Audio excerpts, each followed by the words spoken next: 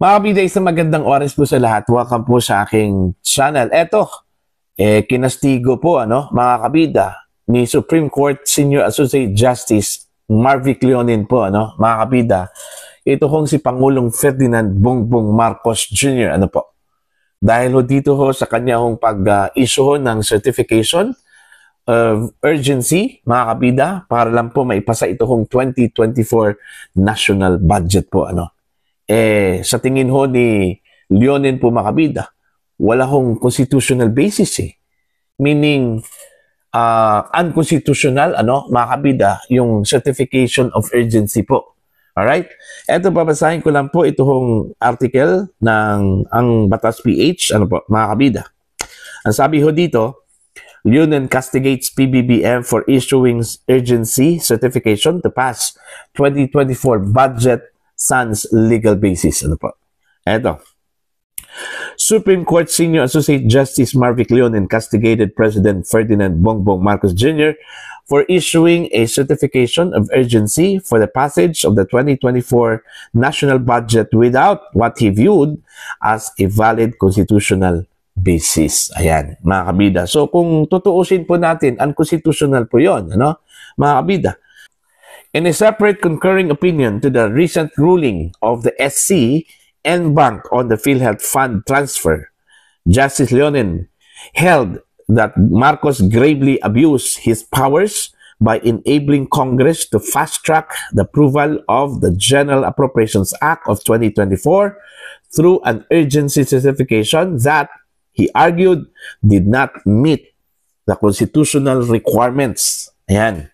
Leonin further asserted that the significant increase in unprogrammed appropriations was unconstitutional. Ayun. Yung paglobo daw mga kabida, ng unprogrammed appropriations, meaning yung pondo dun sa unprogrammed mga kabida, unconstitutional daw, sabi ni Leonin, emphasizing that Congress may only approve or reduce the budget submitted by the President, not expand it. So, ibig sabihin po, ang Kongreso, mga kabida, bawat budget proposal po ng executive branch, mga kabida, na isinabmit po sa kanila, ang tanging pwedeng gawin po nila dito, mga kabida, is to approve or reduce, meaning bawasan po. Hindi pwedeng dagdagan, mga kabida. Yun yung sinabi po sa concurring opinion po ni Justice Leonin, mga kabida.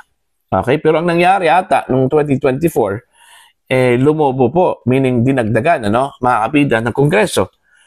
Leonin held that the entire 2024 General Appropriations Act should have been declared invalid and that the 2023 budget should have been reenacted instead. Ang kaso lang, wala nagsampa po ng kaso. Wala nagsampa po ng petition sa Korte Suprema, to declare the 2024 national budget as invalid. Hindi kagaya po mga kabida ng 2025 national budget, may petition sa Korte. Pero ang problema lang po, hindi natin alam kung ano na pong nangyari po doon, Parang natutulog po itong budget na to, mga kabida. Okay? Wala deliberation na nangyari. Walang oral argument po, na nangyari, mga kabida. Okay? Yun yung problema ang tagal na po yun, 2024, last year pa po yun. Actually, ginawa po yung 2024 budget po, mga kabida, noong 2023, Alright? Tapos, ngayon lang po, nagsalita itong Korte Suprema, particular na itong si Leonin, mga kabida, na ang 2024 national budget should have been declared as invalid. Dahil dito sa unconstitutional na action po ng Pangulo, ito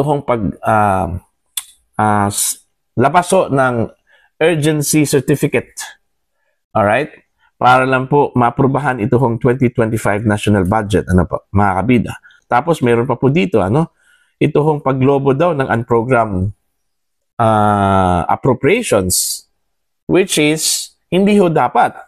Kung ano lang po yung isinabmit ng executive department, okay, ang tanging gawin lang po ng Kongreso is to approve or to reduce, not to expand or increase, mga kabida. Okay? So sana in-apply po ito mga kabida, no?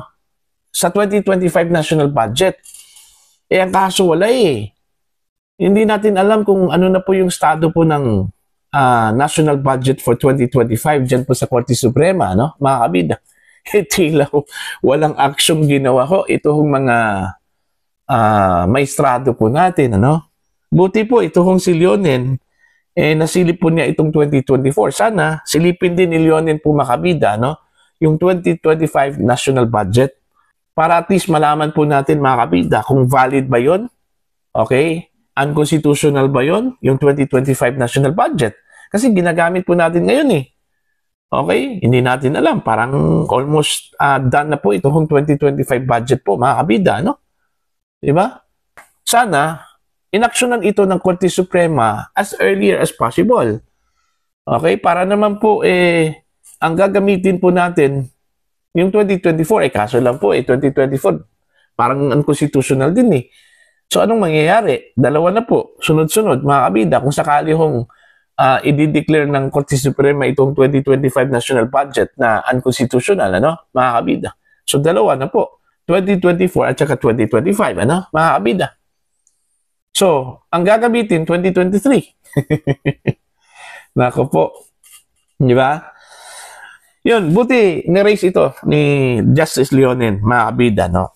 Ito problema sa 2024 national budget. Kasi parang prelude ito doon sa pagtakil nila sa 2025 national budget. Most probably duda ko lang po ito, ano?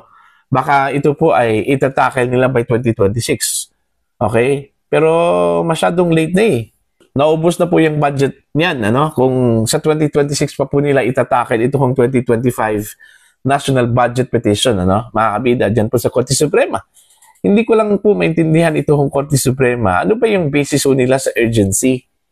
Okay? Bakit parang binaliwala nila ito petition para sa 2025 national budget, ano? Mga kabida. Kasi kung tutuusin po, kung urgency lang po yung pag-uusapan po natin, urgent yan eh. Kasi budget po yan ng Pilipinas, ano, for the year 2025. Okay?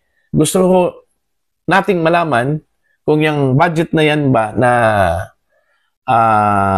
ginawa ng Kongreso ay balido ba o hindi, mga kabida. Alright?